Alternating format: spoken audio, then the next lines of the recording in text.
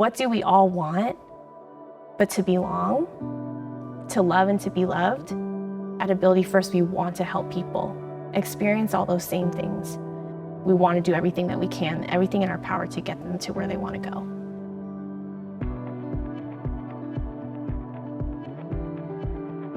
The Crippled Children's Society of Southern California was founded by a group of Los Angeles Rotarians. I'm proud and honored to say that my grandfather, Lawrence L. Frank, was one of those Rotarians. And they created the Crippled Children's Society of Southern California, initially serving young polio victims. When AbilityFirst started 100 years ago, people with disabilities were still kind of in this world where they were tucked away. The Frank family and these group of Rotarians created opportunities for belonging, for connection, for children who otherwise probably would have had quite a disconnected experience from society at large. Polio got resolved, and there were still people with disabilities. There's always been a need to provide the type of services that AbilityFirst has provided. That initial program has withstood 100 years of change and adversity because it's been guided by the belief that we will continue to be responsive and adaptive to community needs. I think over the past 10 years, there has been a greater push in disability services for inclusion and for person-centered practices. We have consistently reinvented ourselves. As times have changed, so have the needs of our community and the people we serve. When the nonprofit was founded in 1926, it was called the Crippled Children's Society of Southern California. In today's episode of The Visionaries, we find the group shaking off the outdated name and dusty logo the way a butterfly sheds a cocoon. What is emerging is truly something beautiful. Its name, as well as its philosophy, is AbilityFirst. AbilityFirst has worked really hard to stay at the front of the curve, to champion this belief that people with disabilities deserve the same opportunities as anybody else. Person-centered care it's a promise that I see you wholly, that I see you as an entire person. We have our after-school program for children from ages 6 to 22. We have our adult programs, Explorability. We have college to career. We have supported employment for individuals who are ready and want to be part of the workforce. So we really cover the whole gambit of what families need. So when I do tours of the facility, most people have that perception of what a person with a disability can and cannot do. When I show them this wall, it typically changes what they originally thought.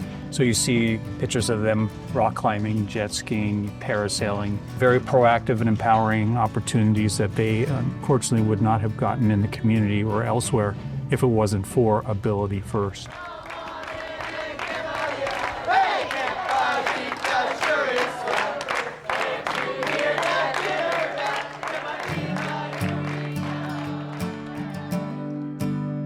Camp Ivica was established in 1947, initially for children with physical disabilities, and was the first fully accessible sleepaway camp in the United States. It's an opportunity to be outdoors. It's also an opportunity for them to build their autonomy and their independence and sense of self. Ivica literally means new dawn, and it's a place where really dreams take flight. That need is still there, and Camp Ivica is still doing an amazing job.